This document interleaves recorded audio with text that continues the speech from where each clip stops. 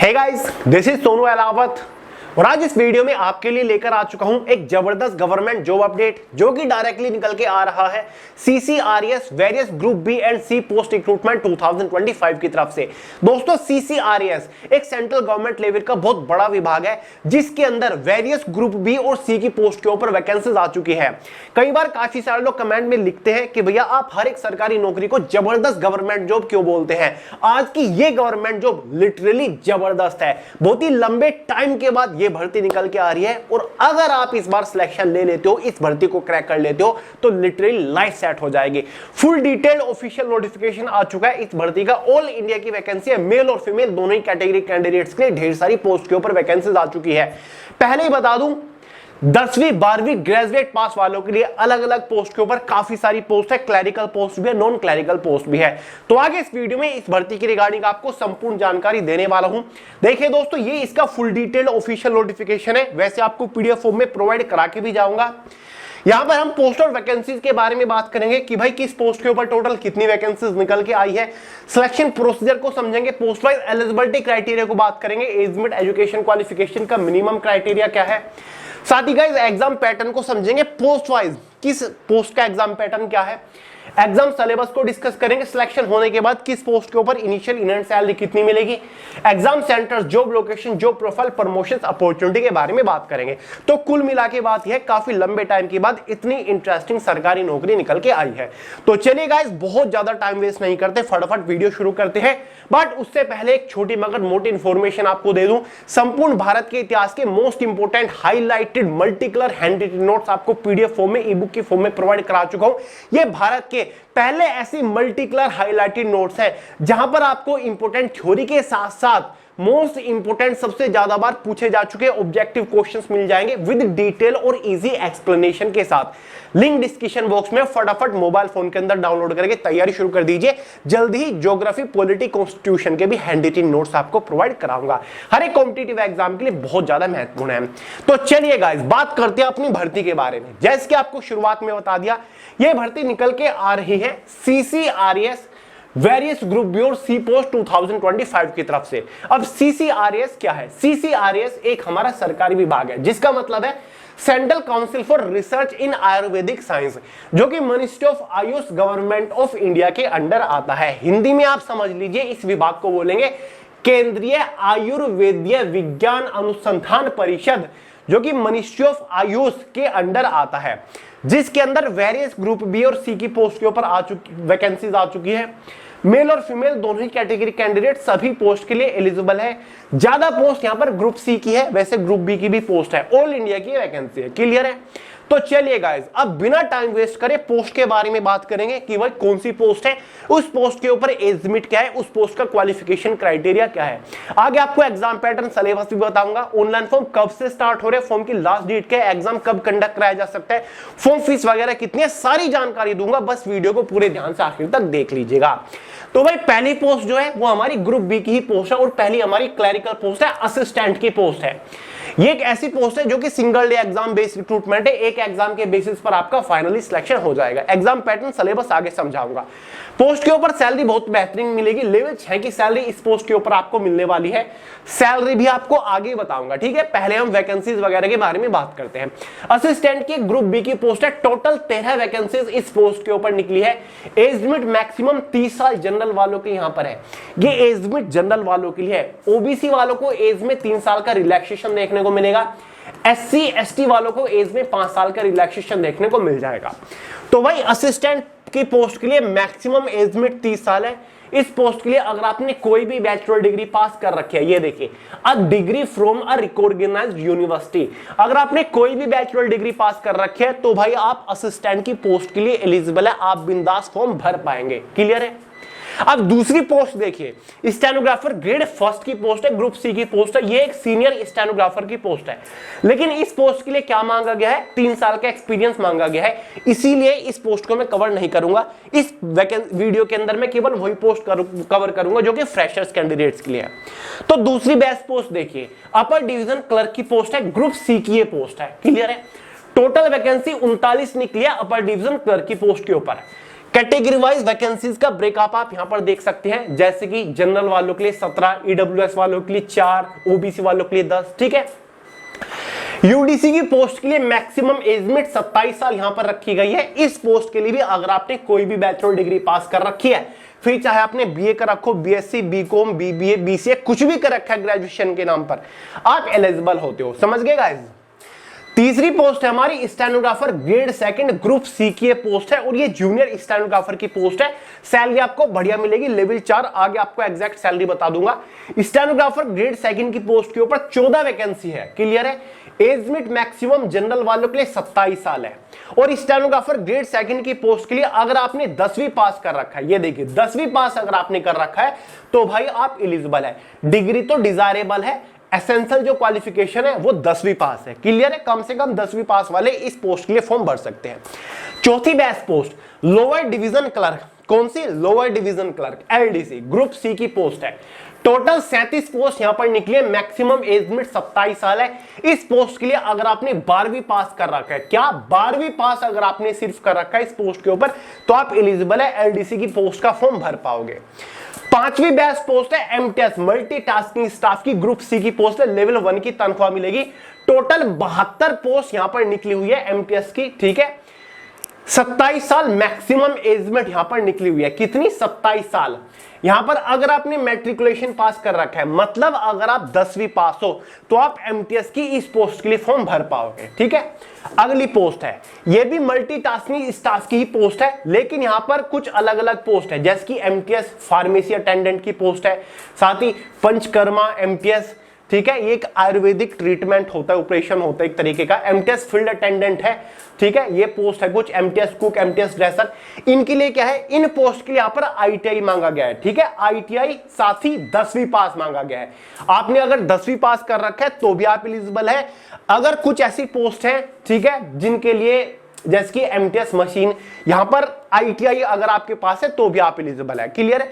Notification में जानकारी दे रखी है, जैसे कि एमटीएस वार्ड बॉय है, कोई आईटीआई वगैरह नहीं है, 10वीं पास एलिजिबल है। समझ गए गाइस। तो कुल मिला के आईटीआई वाले भी एलिजिबल है, खाली 10वीं पास वाले भी एलिजिबल है। ये एमटीएस की पोस्ट अलग है कैटेगरी वाइज, और ये एमटीएस की 72 पोस्ट अलग है। ठीक है, यहां पर कितनी पोस्ट है? यहां पर लगभग आपकी 107 पोस्ट है। ये कितनी है जो कि अलग अलग डिवाइड कर रखे हैं? ये 107 पोस्ट है। यहां पर भी 27 साल मैक्सिमम एज लिमिट है। तो सबसे ज्यादा वैकेंसी तो यहां पर एमटीएस की पोस्ट के ऊपर ही निकली है भर भर के। ठीक है, तो चलिए गाइस अब बात कर लेते हैं पोस्ट वाइज एग्जाम पैटर्न और सिलेबस के बारे में। अब देखिए, जैसे कि हमारी यूडीसी अपर डिवीजन क्लर्क की पोस्ट है, इस पोस्ट का एग्जाम पैटर्न आपके सामने स्क्रीन के ऊपर है। सभी पोस्ट का एग्जाम पैटर्न डिफरेंट है, इस बात का ध्यान रखिएगा। सबसे पहले यूडीसी की पोस्ट पकड़ते हैं। ऑनलाइन एग्जाम होगा, एमसीक्यू बेस्ड आपका एग्जाम रहेगा। 4 सब्जेक्ट है, जनरल इंग्लिश रहेगा। ठीक है, 30 क्वेश्चन आएंगे 30 नंबर के अंदर। General intelligence and reasoning 30 question 30 number के अंदर। अब यहां पर देखिए, न्यूमेरिकल एबिलिटी या फिर न्यूमेरिकल एप्टीट्यूड, जिसको आप मैथमेटिक्स कहते हो, 40 क्वेश्चन आएंगे, लेकिन 40 नंबर के अंदर नहीं, 20 नंबर के अंदर। यहां पर एक क्वेश्चन आधे नंबर का रहेगा। जनरल अवेयरनेस से 40 क्वेश्चन 20 नंबर के अंदर। इसी के बेसिस पर एग्जाम में टोटल क्वेश्चंस देखिए, 40 और 40 80। ठीक है, और प्लस 30 और 30 60। कितने हो गए?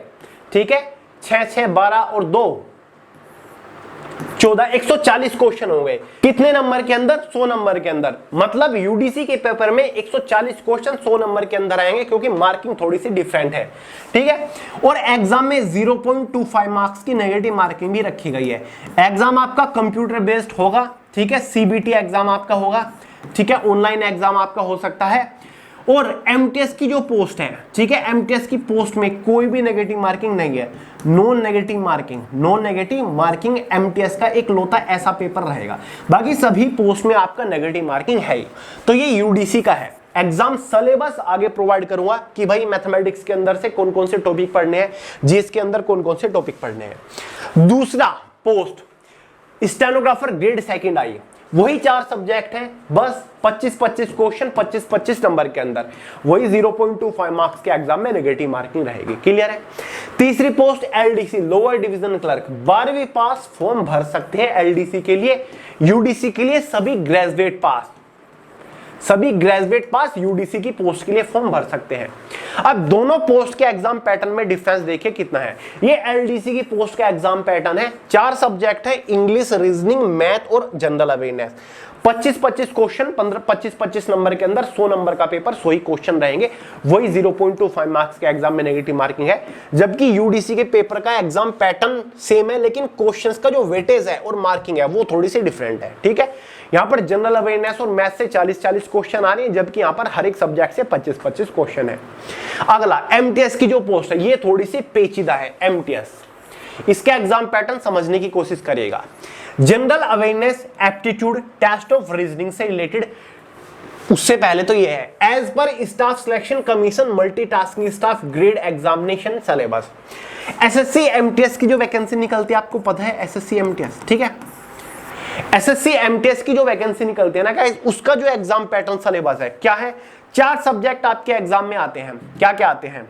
एक तो आपका मैथमेटिक्स आता है, ठीक है, एक आपका रीजनिंग आता है, ठीक है, एक आपका इंग्लिश आता है और एक आपका आता है जनरल अवेयरनेस, जीए। चारों सब्जेक्ट को मिलाकर 70 नंबर का पोर्शन आपका आने वाला है।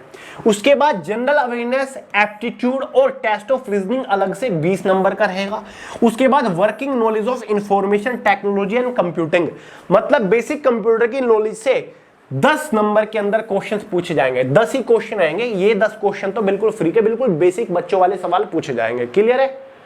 बिल्कुल बेसिक। तो इसी के मार्क्स के बेसिस पर 100 नंबर का पेपर रहेगा, 100 ही क्वेश्चन एग्जाम में रहेंगे और एग्जाम में कोई भी नेगेटिव मार्किंग नहीं है। नो नेगेटिव मार्किंग, समझ गए guys? No negative marking in this paper MTS के। तो ये एमटीएस का एग्जाम पैटर्न है, वही 4 सब्जेक्ट हैं, बस बेसिक कंप्यूटर नॉलेज का एक सब्जेक्ट जोड़ दिया गया है। मार्किंग थोड़ी सी अलग अलग है, आप देख लीजिएगा। सबसे ज्यादा मार्किंग के अंदर आपको जनरल अवेयरनेस, मैथ्स और रीजनिंग ही देखने को मिल रहे हैं। 10 क्वेश्चन कंप्यूटर नॉलेज से है, समझ गए? तो ये आपका एमटीएस का पेपर रहने वाला है। अब ये देखिए, हर एक पेपर में, हर एक पोस्ट के पेपर में 0.25 मार्क्स की नेगेटिव मार्किंग है। पेपर आपका हिंदी और इंग्लिश बाइलिंगुअल रहेगा। लेकिन एमटीएस का जो पेपर रहेगा, there will be no negative marking है। एमटीएस के पेपर में कोई नेगेटिव मार्किंग नहीं है, यहां पर क्लियरली कह दिया है, समझ गए? अब एग्जाम होने के बाद एक वैकेंसी के लिए 10 गुना कैंडिडेट्स को क्वालिफाई किया जाएगा, ठीक है? मान के चलिए अगर 100 वैकेंसी भी है किसी पोस्ट के ऊपर, तो उसके 10 गुना कितने हो गए? 1000 कैंडिडेट्स को क्वालिफाई किया जाएगा। 1:10 के बेसिस पर आपको क्वालिफाई किया जाएगा सेकंड स्टेज के। अब जो आपकी एमटीएस की पोस्ट है, क्या एमटीएस की पोस्ट हो गई और आपकी एक असिस्टेंट की पोस्ट हो गई। इन दोनों पोस्ट के सेकंड स्टेज में कुछ नहीं है, यहां पर सेकंड स्टेज है ही नहीं। एग्जाम के बेसिस पर दोनों पोस्ट में आपको फाइनल सिलेक्शन मिल जाएगा। लेकिन आपकी LDC lower division clerk, UDC upper division clerk, stenographer 3rd या फिर 2nd ग्रेड, ठीक है, ये क्लरिकल पोस्ट है पूरी की पूरी। इनकी सेकंड स्टेज में आपका एक स्किल टेस्ट होगा। स्किल टेस्ट में क्या होगा? मान के चलिए आपकी लोअर डिवीजन क्लर्क की पोस्ट है, एग्जाम आपने क्वालिफाई कर लिया है, ठीक है। एग्जाम क्वालिफाई करने के बाद आपका एक टाइपिंग टेस्ट होगा। या तो आप हिंदी की टाइपिंग कर लो या फिर इंग्लिश की। अगर आप इंग्लिश की टाइपिंग करना चाहते हो तो आपको 35 वर्ड पर मिनट की स्पीड निकालनी होगी। अगर आप हिंदी की टाइपिंग करना चाहते हो तो 30 वर्ड पर मिनट की स्पीड आपको निकालनी होगी। ये आपकी चॉइस के ऊपर डिपेंड है। 10 मिनट का आपका टाइपिंग टेस्ट ये रहने वाला है, समझ गए गाइस? 10 मिनट, समझ गए?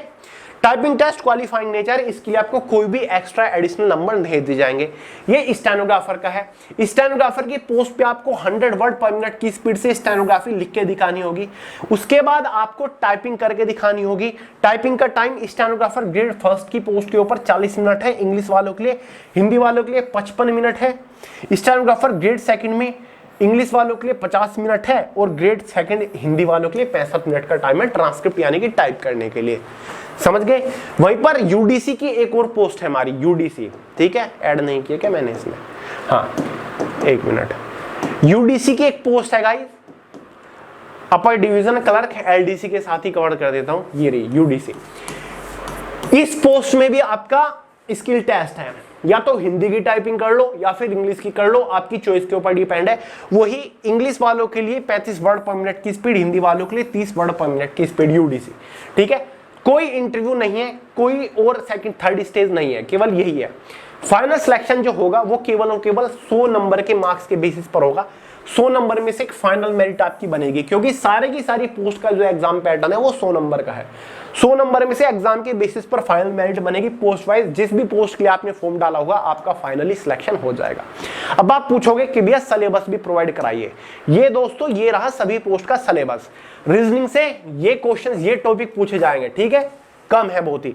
क्वांटिटेटिव एप्टीट्यूड से ये आपके सारे के सारे टॉपिक रहेंगे। जनरल अवेयरनेस से ये आपका एग्जाम का सिलेबस रहेगा, ठीक है, और ये बेसिक कंप्यूटर नॉलेज ऑपरेशंस है, यानी कि जो एमटीएस की पोस्ट में पूछे जाएंगे वो सारे क्वेश्चन है। तो बेसिक कंप्यूटर भी हो गया, इंग्लिश भी आपका हो गया। जनरल अवेयरनेस में वही आपका history, geography, polity, economics, general science, strategy के करंट अफेयर रहेगा। रीजनिंग होगा, क्वांटिटेटिव एप्टीट्यूड होगा। इसका जो सिलेबस है वो subject wise, topic wise PDF form में मैंने way to success telegram channel के अंदर प्रोवाइड करा दिया, लिंक डिस्क्रिप्शन बॉक्स में, वहां से डाउनलोड करके देख लीजिएगा। समझ गए गाइस? अब बात कर लेते हैं फॉर्म फीस के बारे में, ठीक है। फॉर्म फीस के बारे में बाद में बात करेंगे, पहले सैलरी के बारे में बात करें। तो भाई जो सबसे छोटी पोस्ट है ना, उस पोस्ट के ऊपर 35,000 रुपए तनख्वाह आपको मिलेगी। सबसे छोटी पोस्ट कौन सी है पता है आपको? एमटीएस की पोस्ट है। तो एमटीएस की पोस्ट के ऊपर भी 35,000 सैलरी मिलेगी। सबसे बड़ी पोस्ट कौन सी है? असिस्टेंट की, ठीक है, लेवल 6 की सैलरी मिलेगी। तो भाई 65 से 70,000 के आसपास तक आपको असिस्टेंट की पोस्ट के ऊपर तनख्वाह मिल जाएगी।